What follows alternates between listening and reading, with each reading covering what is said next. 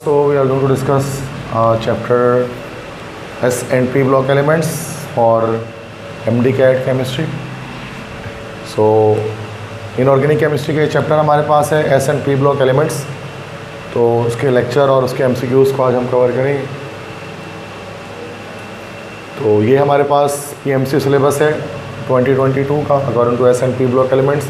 These are the things which we are going to discuss here and it's very simple. There is no industries because हम यहाँ पर mainly federal board को follow करते हैं। तो federal board की book के अंदर जो है वो केमिस्ट्री में कोई भी इंडस्ट्री नहीं होती। यही सीन बोर्ड के अंदर this chapter S and P block elements काफ़ी ज़्यादा लॉन्ग होता है, एस ब्लॉक एलिमेंट्स और पी ब्लॉक एलिमेंट्स, बिकॉज इसके अंदर वेरियस इंडस्ट्रीज़ के बारे में इंफॉर्मेशन होती है, like Nelson cell, Castner Kellner cell, Ostwald process, ठीक है, कॉन्टैक्ट प्रोसेस, इस तरह से आपके पास जो है वो और भी ammonia Solvay process, down cell, ये सब होता है। लेकिन हम फेडरल बोर्ड की बात करें तो उसमें कोई इंडस्ट्री नहीं है, जस्ट ग्रुप ट्रेंड्स होता है और कंप्लीट चैप्टर होता है। तो समझ जाए कि S and P block element एक काफ़ी सिंपल चैप्टर है अगर हम पीएमसी सिलेबस की बात करें, कॉमन सिलेबस की बात करें तो। बट सिंध बोर्ड के अंदर ये चैप्टर काफ़ी डिफिकल्ट होता है because of various compounds and various industries. तो सबसे पहले तो हम ये देख लेते हैं कि S and P block elements किसे कहते हैं। एस ब्लॉक एलिमेंट्स हर वो एलिमेंट जिसका valence electron S sub shell में या एस ऑर्बिटल में एंटर होता है उसको हम एस ब्लॉक एलिमेंट्स कहते हैं, ठीक है। तो ग्रुप 1A और ग्रुप 2A के जो एलिमेंट्स हैं उनको एस ब्लॉक एलिमेंट्स कहा जाता है, जिसके अंदर हीलियम भी इंक्लूडेड होता है। तो हीलियम की भी जब अगर हम कन्फिग्रेशन करेंगे तो हीलियम की कन्फिग्रेशन 1s2 आ जाएगी। इस वजह से हीलियम एस ब्लॉक एलिमेंट में कंसिडर किया जाता है, अगरचे हीलियम का ताल्लुक ग्रुप 8A से है, बट उसके बावजूद हीलियम को हम एस ब्लॉक एलिमेंट में कंसिडर करते हैं। पी ब्लॉक एलिमेंट की बात करें तो 3A ग्रुप से लेकर 8A ग्रुप तक जितने भी एलिमेंट्स हैं सवाई हीलियम के, वो पी ब्लॉक एलिमेंट्स कहलाते हैं, चूँकि उनमें वैलेंस इलेक्ट्रॉन पी ऑर्बिटल में या पी सब शेल में एंटर होता है, आखिरी इलेक्ट्रॉन। ये तो सिंपल आप जानते हैं डेफिनेशन वाइज के एस और पी ब्लॉक एलिमेंट्स में क्या फ़र्क है। तो एस ब्लॉक एलिमेंट्स और P block elements configuration wise last electron किस ऑर्बिटल में एंटर हो रहा है उसके लिहाज से हम एलिमेंट्स के नेम डिसाइड करते हैं। अच्छा, इसमें एक चीज़ हमारे पास होती है दैट इज़ कॉल्ड, चूँकि मैं मेन इसमें चीज़ें डिस्कस करने वाला हूँ, एक चीज़ हमारे पास होती है जिसको हम लोग कहते हैं inter ionic radius. Inter ionic radius, inter ionic या डिस्टेंस कहते हैं। इंटर आयनिक डिस्टेंस किससे कहा जाता है? The inter ionic distance R, capital R से शो करते हैं, is the crystal lattice is the sum of cationic radius and anionic radius, R plus और आर माइनस।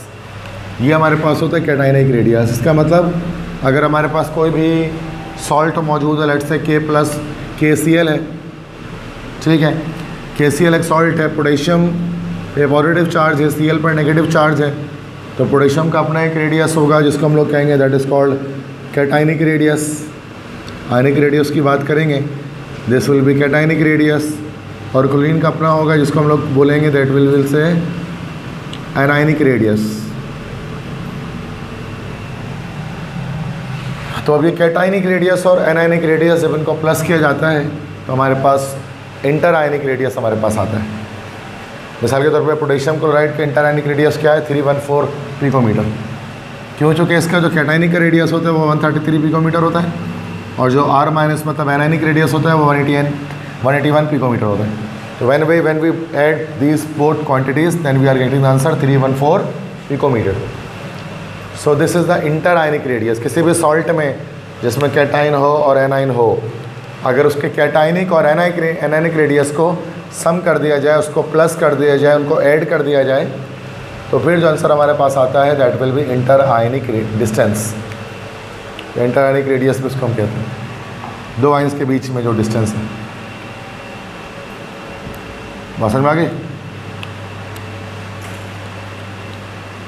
उसमें इसके लिए आपको आयनिक रेडियस में तो होना चाहिए। मैं सारे टॉपिक डिस्कस नहीं करने वाला हूँ, ठीक है, क्योंकि जो चीज़ें बहुत सिंपल है जो आपको ऑलरेडी आती हैं तो मैं वो बात नहीं बता रहा। एटॉमिक रेडियस क्या है, आयनिक रेडियस क्या है, तो काफ़ी चीज़ें बार में से पहले आपको समझा चुका हूँ, तो इसको ज़रूरत नहीं है उसको दोबारा से समझने की। बस जो नई चीज़ है ना चैप्टर जो पीएमसी सिलेबस के अकॉर्डिंग कोई न्यू चीज़ है तो बस वो कर लेंगे। जो ग्रुप ट्रेंड्स तो हम सारा कर ही चुके हैं इससे पहले।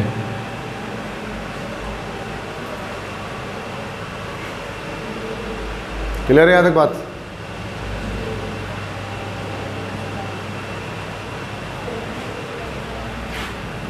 उसके बाद एक क्वेश्चन है यहाँ पर कि which of the following has greater ionic radius than its corresponding neutral atom. Ionic radius किसका ज़्यादा होगा अपने करस्पॉन्डिंग न्यूट्रल एटम से? तो हमें पता है कि anions are bigger than their parent atom. Anion यहाँ पर क्या है? Cl minus. This is the correct answer here. जो anions are bigger than their parent atom and cations are smaller than their parent atom, ये आप जानते हैं, that is a simple MCQs. अच्छा, उसके बाद आयनाइजेशन पोटेंशियल एक चीज़ होती है, हमें पता होता है आईपी जिसको हम कहते हैं, आयनाइजेशन पोटेंशियल इसको हम कहते हैं। तो आईपी के हवाले से एक चीज़ आप जानते हैं, व्हाट इज आईपी डेफिनेशन आपको पता है, उसकी स्लाइड में नहीं दिखा रहा कि the minimum amount of energy which is required to remove an electron from the last shell of an atom, that is called ionisation energy. बहुत सारे नाम इसको कहते हैं, कुछ लोग इसको कहते हैं आयोनाइजेशन पोटेंशियल, आईपी, कुछ लोग इसको कहते हैं आयोनाइजेशन एनर्जी, यही एक ही बात है। कुछ लोग इसे कहते हैं आयोनाइजेशन एंथैल्पी, तो भी वही बात है। कुछ लोग इसको कहते हैं इलेक्ट्रॉन पोटेंशियल। इन चारों के सेम मतलब है, मतलब the amount of energy which is required to remove an electron from the last shell of an atom. एक बार ग्राफ आपको यहाँ पर दिख रहा है जिसके अंदर हम विजुअलाइज करेंगे कि आखिरकार किस तरह से लेफ़्ट से राइट एटॉमिक रेडियस में इंक्रीमेंट डिक्रीमेंट आती है। वैसे हम जानते हैं नॉर्मल ट्रेंड क्या होता है, टॉप से बॉटम आयनाइजेशन पोटेंशियल जो है वो डिक्रीज़ होता है और लेफ़्ट से राइट इंक्रीज़ होता है। बट इसमें अब नॉर्मलिटी आती है जब हम लेफ़्ट से राइट जाते हैं, ख़ास तौर पे टॉप से बॉटम पे नहीं आती। तो जब हम प्रीऑर्बिटल में लेफ़्ट से राइट जाते हैं तो बढ़ रहा है, देखो 1A का बढ़ रहा है, 2A का बढ़ रहा है, 3A का कम हो गया। ऐसा क्यों हुआ अभी? यस, 2A में स्टेबिलिटी गेन हो जाती है, दैट्स वाई। चूँकि यहाँ पर हम देखते हैं कि बेरिलियम की बात कर लेंगे, मैग्नीशियम की बात कर लेंगे या बेरिलियम की बात कर लें, तो ऊपर जो बेरिलियम आप समझ लो कि रेड वाला, ग्रीन वाला जो है वो पीरियड 3 है और रेड वाला पीरियड 2 है। तो रेड वाले की बात पहले कर लेते हैं, बेरिलियम की। यहाँ पर NS2 आ जाएगा ना उसकी कन्फिग्रेशन, ठीक है, इस वजह से स्टेबल हो जाएगा, दैट्स वाई इसकी ज़्यादा है। इसके बाद देखो एल्यूमिनियम की कम हो गई है, फिर दोबारा बढ़ रही है नाइट्रोजन।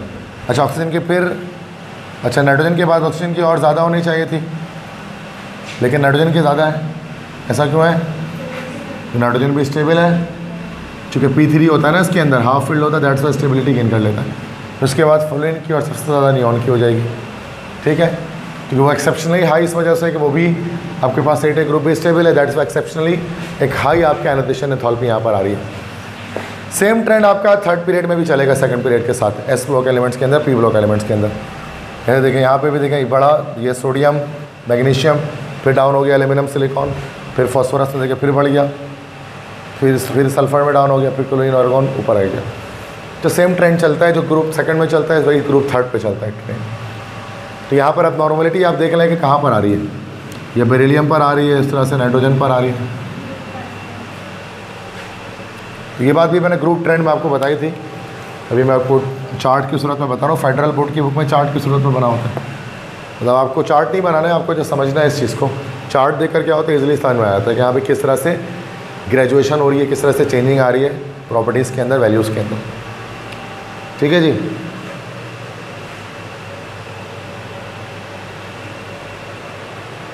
उसके बाद एक और ट्रेंड मैं आपको दिखा रहा हूँ, that is the trend of melting and boiling point. तो मेल्टिंग एंड बॉइलिंग पॉइंट का ट्रेंड दिखा रहे हैं। तो जैसे रेड ग्रीन वाला समझिए मेल्टिंग पॉइंट है, रेड वाला बॉइलिंग पॉइंट है। मेल्टिंग पॉइंट और बॉइलिंग पॉइंट हमेशा ज़्यादा होता है, मेल्टिंग पॉइंट कम ही होता है, सिंपल सी बात है, क्योंकि पहले चीज़ें मेल्ट होती हैं उसके बाद बॉयल होती हैं, सिंपल है। तो अगर मेल्टिंग पॉइंट की बात कर लेते हैं, अगर ग्रीन वाली बात कर लें, तो लेफ़्ट से राइट एक रेगुलर इस तरह से ग्रेजुएशन आती है ना, यूँ करके फिर यूँ जाता है, ये ग्राफ इस तरह से होता है। यही ग्राफ आपको ये दिखेगा कि इस तरह से पहले ऊपर जाएगा, एलिवेशन होगी, फिर उसके बाद डिक्लाइनेशन होनी शुरू हो जाएगी। ये इस तरह से मेल्टिंग बॉइलिंग पॉइंट का ग्राफ बनता है। तो जैसे सोडियम से ज़्यादा मैग्नीशियम के ग्रीन वाले को देखें, सोडियम से ज़्यादा मैग्नीशियम की है। मैग्नीशियम के बाद फिर एल्यूमिनियम पे आएंगे तो लगभग बराबर है।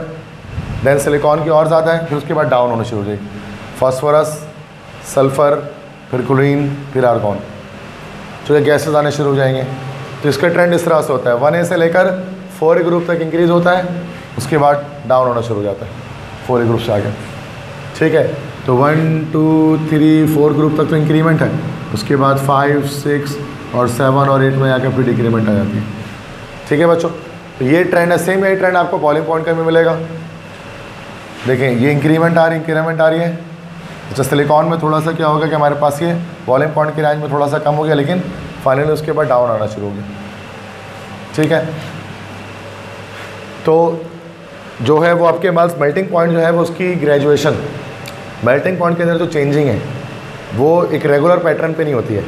वो पहले जो है वो इंक्रीज़ होती है, उसके बाद डिक्रीज़ होनी शुरू हो जाती है, from left to right along the group, along the period. ठीक है, तो ये भी आप इसको मैंने बताया तो इसको सिंपल इस तरह से आप याद रखेंगे। सेम यही वाली ट्रेंड हार्डनेस के अंदर आ जाएगी, डेंसिटी के अंदर आ जाएगी। सेम यही तरह से मेल्टिंग पॉइंट, बॉइलिंग पॉइंट सबका सेम ट्रेंड चल रहा होता है। हार्डनेस के साथ भी ये होता है कि 1 से 4 तक बढ़ती है, उसके बाद डाउन होनी शुरू हो जाती है। डेंसिटी के साथ भी होता है 1 से 4 तक बढ़ती है, उसके बाद डाउन होनी शुरू हो जाती है।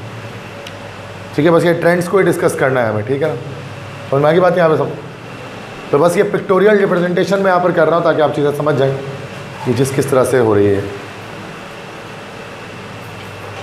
क्वेश्चन है which of the following element has least less melting point. इसका मेल्टिंग पॉइंट सबसे कम होगा इन चारों में से। Beryllium, magnesium, calcium, strontium. Top से बॉटम क्या होती है मेल्टिंग पॉइंट? डिक्रीज होती है। तो सबसे कम मेल्टिंग पॉइंट किसकी होगी? स्ट्रोंशियम की होगी, SR की होगी। अच्छा, ये हमें S और P ब्लॉक के अंदर तो ये ट्रेंड ऐसा दिख रहा होता है, और D ब्लॉक के अंदर मतलब S और P के 1A 2A में कि टॉप से बॉटम मेल्टिंग पॉइंट डिक्रीज हो रही होती है। यही आगे जब हम जाते हैं ना नॉन मेटल्स में तो रिवर्स हो जाता है, टॉप से बॉटम हेलोजेंस वगैरह में इंक्रीज हो रही होती है बॉइलिंग पॉइंट। यस, 3 तक की बात है। 3 तक आएंगे तो रेगुलर ट्रेंड होगा, उसके बाद 4 से उल्टा होना स्टार्ट हो जाएगा, रिवर्स। तो ये 2A ग्रुप का है तो रेगुलर ट्रेंड चल रहा है कि टॉप से बॉटम हमारे पास डिक्रीज हो रही है। ये हेलोजेंस कह देते तो उल्टा हो जाता है, इसमें आयोडीन का हाईएस्ट पर हो जाता है अगर से वो नीचे है। तो ये ट्रेंड मेल्टिंग बॉइलिंग पॉइंट का ट्रेंड भी बड़ा एनॉर्मलस टाइप का है। ठीक है, बाकी सब एटॉमिक रेडियस वगैरह तो सबको समझ में आ जाता है, मेल्टिंग बॉइलिंग में फंस जाते हैं। अच्छा, इलेक्ट्रिकल कंडक्टिविटी की बात कर लेते हैं। देखो, इलेक्ट्रिकल कंडक्टिविटी से हमारा करंट कंडक्शन। इलेक्ट्रिकल कंडक्टिविटी की सबसे बड़ी वजह क्या होती है भाई? फ्री इलेक्ट्रॉन्स के electrons, loosely bonded electrons. Electrons जितने ज़्यादा लूजली बॉन्डेड होंगे उतने ज़्यादा वो इलेक्ट्रिकल कंडक्टिविटी करेंगे। अब आपको पता है मेटल्स के इलेक्ट्रॉन लूजली बॉन्डेड होते हैं, नॉन मेटल्स के नहीं होते हैं। तो लेफ्ट से राइट जाते हुए हम देखते हैं कि एक तरह से जो इलेक्ट्रिकल कंडक्टिविटी है वो इंक्रीज़ हो रही होती है। जैसे सोडियम से ज़्यादा मैग्नीशियम की है, मैग्नीशियम से ज़्यादा एल्यूमिनियम की है। उसके बाद फाइनल से देखो फ़ौरन से ग्रेजुएशन आती है। चूँकि 4A ग्रुप आता है तो अब इलेक्ट्रॉन लॉस नहीं हो पाता, अब शेयरिंग हो जाती है। चूँकि अब नॉन मेटल्स आ जाते हैं तो वहाँ पर ऐसा ऐसा करके डाउन होना शुरू हो जाता है। तो इलेक्ट्रिकल कंडक्टिविटी के साथ भी ऐसा ही है कि 1A group, 2A group, 3A group तक ऊपर है, फिर 4A ग्रुप से डायरेक्टली फिर उसके बाद नीचे आना शुरू हो जाता है। फिर नॉन मेटल्स आने स्टार्ट हो जाते हैं 4A में, 5A में, 6A में, 7A में। इस वजह से उनकी इलेक्ट्रिकल कंडक्टिविटी डिक्रीज हो जाती है, डाउन हो जाती है। ये मेटल्स आ रहे हैं, फिर नॉन मेटल्स आ रहे हैं आगे। मेटल्स आप देख रहे हैं सोडियम, मैग्नीशियम, एल्यूमिनियम, तीनों मेटल्स की हाई इलेक्ट्रिकल कंडक्टिविटी है, और ये जो सारे नॉन मेटल इनकी इलेक्ट्रिकल कंडक्टिविटी लो है। आगे बात समझ, ये इलेक्ट्रिकल कंडक्टिविटी का ट्रेंड हो गया, करंट कंडक्शन का। ग्राफ जो है वो क्विक रिवीजन के लिए होता है कि जल्द से इससे रिवाइज करने तो ग्राफ देख लिया, वरना वर्डिंग से भी रिवाइज ही हो जाता है देखकर। विच of the following is semiconductor? इसका आंसर बताइए। सिलिकॉन एक सेमीकंडक्टर है जो मेटलॉइड से, चुकी है मेटलॉइड जितने भी होते हैं सेमीकंडक्टर होते हैं। पीरियोडिक टेबल में टोटल 8 मेटलॉइड्स हैं या 8 सेमीकंडक्टर हैं। एक बोरॉन है, एक सिलिकॉन है, एक जर्मेनियम है, और कौन कौन है? टोटल 8 है ना। इसका सिंपल तरीका मैंने आपको बताया था कि आप आप जो है ना वो कट ड्रॉ करते हैं ना, एक कट से पता लग जाता है। जैसे बैंगन आलू गाजर इन थैली, केमिस्ट्री सर गिव सन की प्रॉब्लम, नसीम पास सब बिंदास, और सलमा से लगी तेरी पॉकेट, फिर कल बाहर आई आत्मा। इसके बाद बोरॉन से आप एक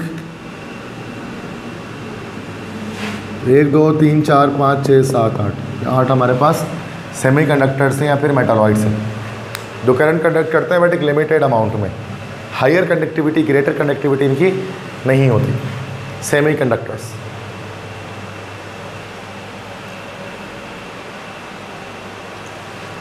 उसके बाद रिएक्शंस हैं, ग्रुप 1A के वाटर के साथ, ऑक्सीजन के साथ, क्लोरीन के साथ, ये 3 रिएक्शंस हैं। तो तीनों रिएक्शन देख लेते हैं। तो 1A ग्रुप के वाटर के साथ अगर रिएक्शन करेंगे लिथियम और सोडियम का, जैसे तो लिथियम हाइड्रोक्साइड बनेगा, चूँकि H और OH ब्रेक हो जाएगा, प्लस माइनस, तो लिथियम हाइड्रोक्साइड बनेगा और हाइड्रोजन गैस लिबरेट अलग से हो जाएगा, एक बेस की फॉर्मेशन हो जाएगी।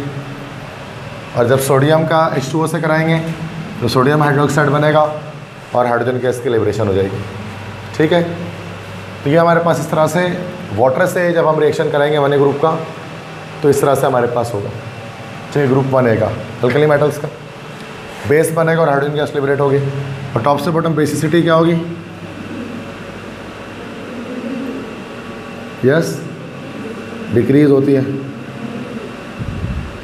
ना, एसिडिटी इंक्रीज होती है, acidic character, basic character decrease होता है।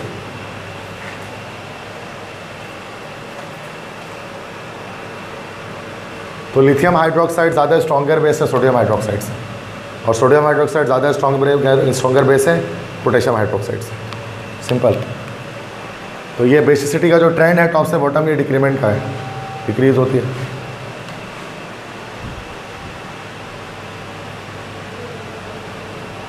वो ऑक्सीजन के साथ करेंगे, अब अच्छी तरह से जानते हैं कि ऑक्सीजन के साथ रिएक्शन करने पर lithium, sodium, potassium, rubidium, caesium. तो लिथियम तो नॉर्मल ऑक्साइड बनाता है Li2O, सोडियम पर ऑक्साइड बनाता है NO2O2, पोटेशियम क्या बनाता है? पोटेशियम, रुबिडियम और ऑक्सीजन सुपर ऑक्साइड बनाते हैं। इसी मोड में पढ़ा था आपने। तो ये हमारे पास जो पहला ऑक्साइड लिथियम का जो ऑक्साइड है वो तो नॉर्मल है, सोडियम का जो ऑक्साइड है वो पर ऑक्साइड बन रहा है, और ये सारे हमारे पास सुपर ऑक्साइड बन रहे हैं।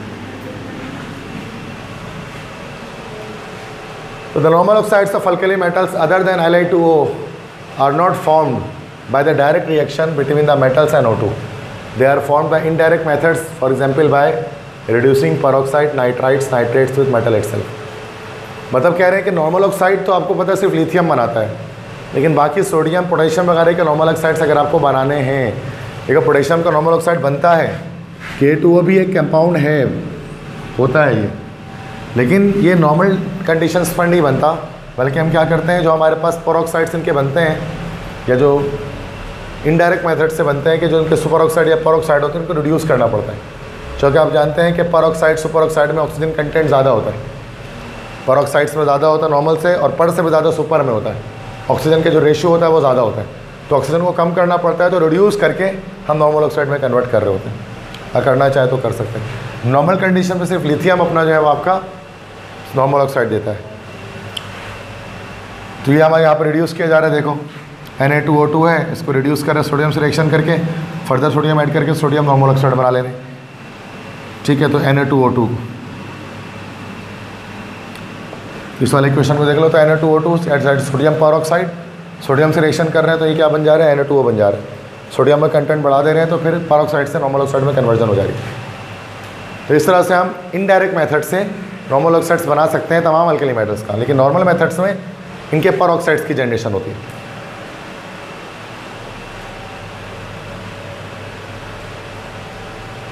Okay, done.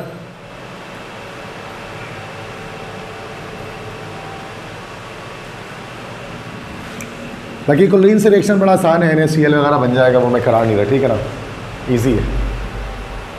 Reactions of group 2A with water, oxygen and N2। S block में 2A ग्रुप की बात करेंगे तो उनका वाटर, ऑक्सीजन और N2 से रिएक्शन शो करना है PMC सिलेबस के अंदर आपको। तो reaction of 2A group with elements with water, मतलब beryllium, magnesium, calcium, strontium, barium, radium. उनका रिएक्शन वाटर के साथ। तो द अल्कीन earth metals form the normal oxides of MO type which are obtained by heating the metal in O2। मतलब simple है कि वो नॉर्मल ऑक्साइड्स बनाते हैं MO टाइप के। तो मतलब बेरिलियम मैग्नीशियम की बात करें, बेरिलियम मैग्नीशियम, इस तरह से स्ट्रोंशियम, बेरियम, रेडियम। अच्छा, इनको पानी में डाला जाएगा, मैग्नीशियम वगैरह को इसको पानी में जब डालते हैं ना तो ये बेस नहीं देता, ये देता है magnesium oxide plus what hydrogen gas. ये अपने रिस्पेक्टिव ऑक्साइड्स दे रहे होते हैं। 1A ग्रुप वाले क्या करते हैं, बेस देते हैं वाटर में एडिशन पर, ये सिर्फ ऑक्साइड्स देते हैं और हाइड्रोजन गैस लिबरेट कर देते हैं। ठीक है,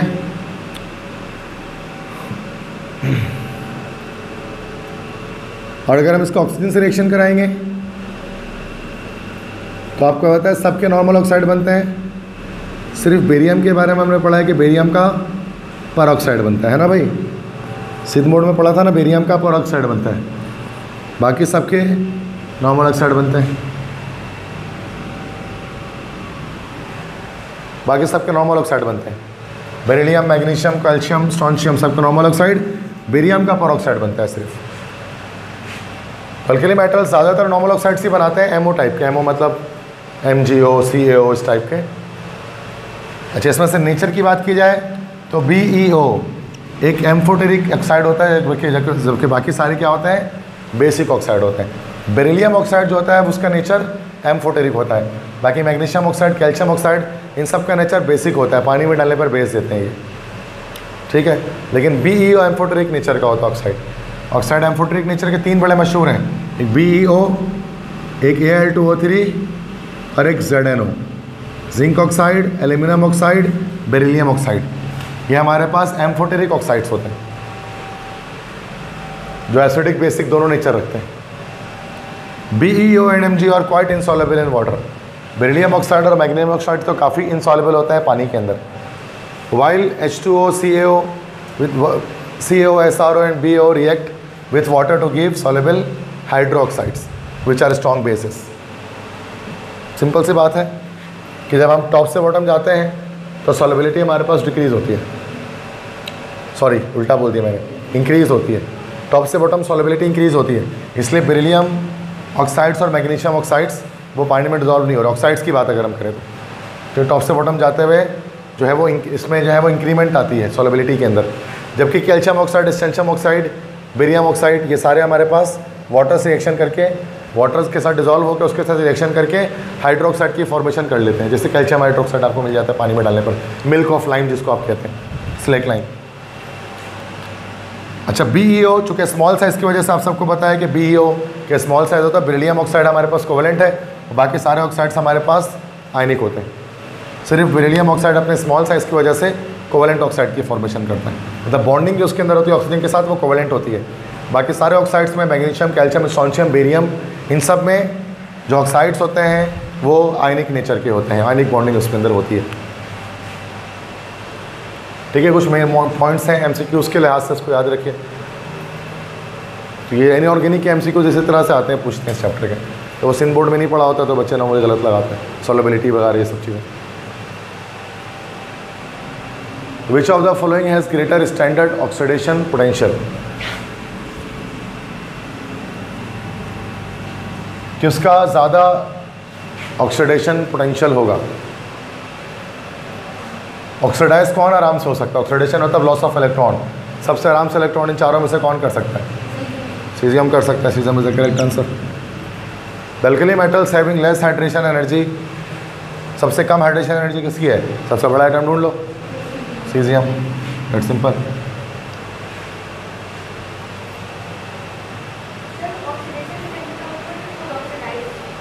ऑक्सीडेशन पोटेंशियल का मतलब ऑक्सीडाइज होने की सलाहियत है ना, इलेक्ट्रॉन लॉस करने की सलाहियत। ऑक्सीडेशन पोटेंशियल अलग चीज़ है और ऑक्सीडाइजिंग प्रॉपर्टी अलग चीज़ है, ठीक है ना। जिसका ऑक्सीडेशन पोटेंशियल ज़्यादा होती है उसकी ज़्यादा रिड्यूसिंग प्रॉपर्टी होती है, रिड्यूसिंग नेचर होती है।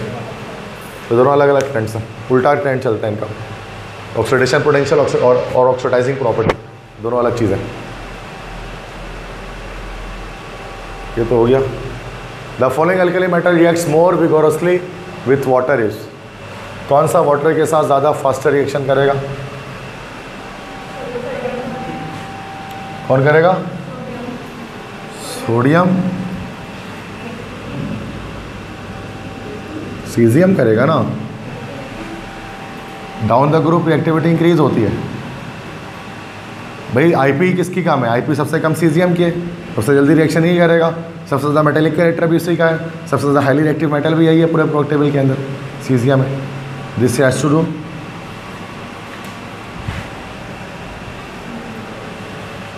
The alkali metals are extremely soft and readily fusible except, सारे अल्कली मेटल्स सॉफ्ट होते हैं सिवाय किसके? लिथियम के। लिथियम हार्ड होता है, सबसे टॉप पे पाया जाता है, दैट्स वाई टॉप से बॉटम हार्डनेस डिक्रीज हो रही होती है।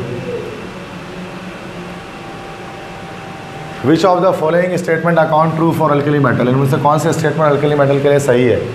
Cation is less stable then the corresponding neutral atom, cation is smaller than the corresponding neutral atom. ये हो गया ना भाई, केटाइन जो है वो ज़्यादा छोटा होता है इसके न्यूट्रल एटम से, पेरेंट एटम से। Sodium reacts more quickly with water than lithium due to the following reasons. Sodium ज़्यादा फास्ट रिएक्शन क्यों करता है लिथियम से पानी के साथ? क्या रीज़न है? ज़्यादा इलेक्ट्रोपॉजिटिव है, C option. Which of the following is not true about the alkali metals? इसमें से क्या अल्कली मेटल्स के लिए बात ठीक नहीं है?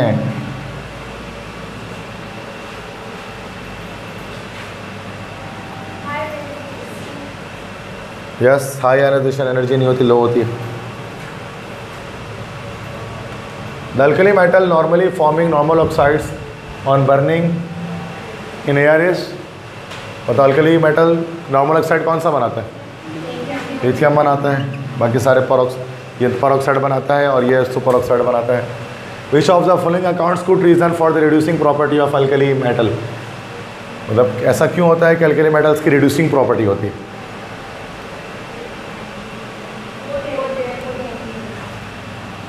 हाई इलेक्ट्रोपॉजिटिव तो होते हैं, इलेक्ट्रॉन एफिनिटी हाई होती है। अभी क्या हो गया भाई?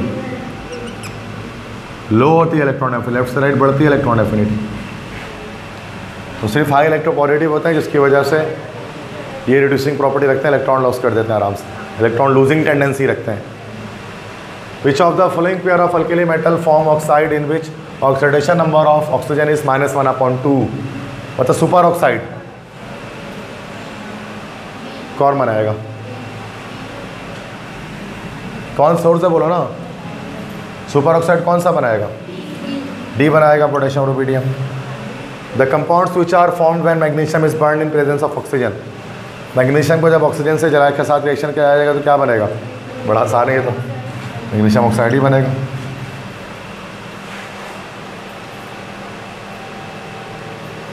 विच of the following statement corresponds to sodium when compared with potassium? Sodium,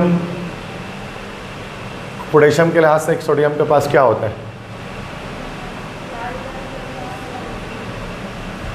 sodium के पास क्या होता है ऐसा जो potassium, yes, higher energy sodium के पास ज़्यादा होती है और पोटेशियम के पास कम होती है। Which of the following statement does not belong to alkaline earth? कौन सा एलिमेंट अल्कलीन अर्थ मेटल से नहीं है?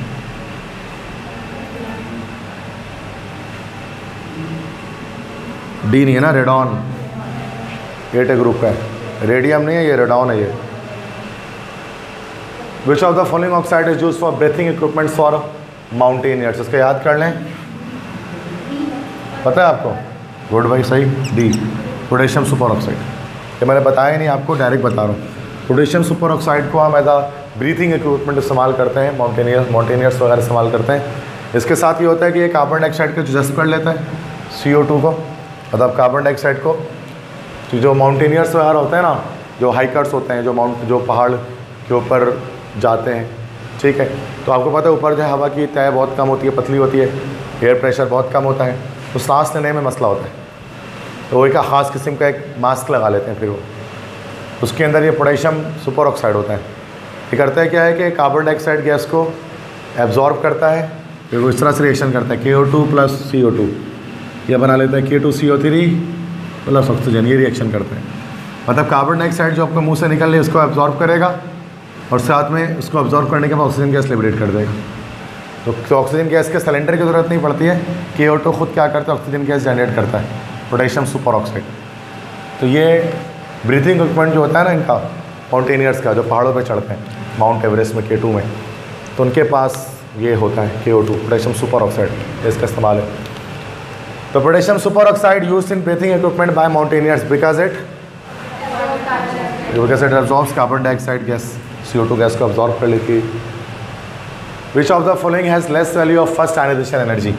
किसकी आयनाइजेशन एनर्जी कम होगी? सिंपल, फर्स्ट मतलब IP टॉप से बॉटम इंक्रीज है, लेफ्ट से राइट इंक्रीज है, और टॉप से बॉटम ही का ट्रेंड चल रहा है इसके अंदर। सबसे नीचे में आ जाओ, कौन सबसे नीचे है? A radium. इतना सोच के बताओगे तो काम खराब हो जाएगा। The atomic property which is measured in Pauling scale, Pauling scale से क्या नापा जाता है? Electronegativity. B Linus Pauling scientist उसने दिया था। Interionic radius in a crystal lattice of potassium chloride is, कितना बताया था अभी? 314 picometre. Which of the following has highest ionisation energy? Left से राइट इंक्रीज, लेकिन इसमें एबनॉर्मलिटी है, हाइड्रोजन होगा बजाय ऑक्सीजन होने के, स्टेबिलिटी की वजह से। D correct. Which of the following is not the absolute term of the element? इनमें से कौन सी एब्सोल्यूट टर्म नहीं है बल्कि रिलेटिव टर्म है? रिलेट किया जाता है जिसमें, मतलब एग्जैक्ट वैल्यू नहीं होती है। इलेक्ट्रोनेगेटिविटी ये एक रिलेटिव टर्म है, एब्सोल्यूट वैल्यू नहीं है, बस कंपेयर किया गया एलिमेंट्स को 4 और 0.7 के बीच में। The element which is non metallic in nature in group 3 है। 3 ग्रुप में नॉन मेटल कौन सा है? मेटलॉइड कह लो, मेटलॉइड का नेचर नॉन मेटल जैसे ही होता है, दैट इज बेरियम, बोरॉन,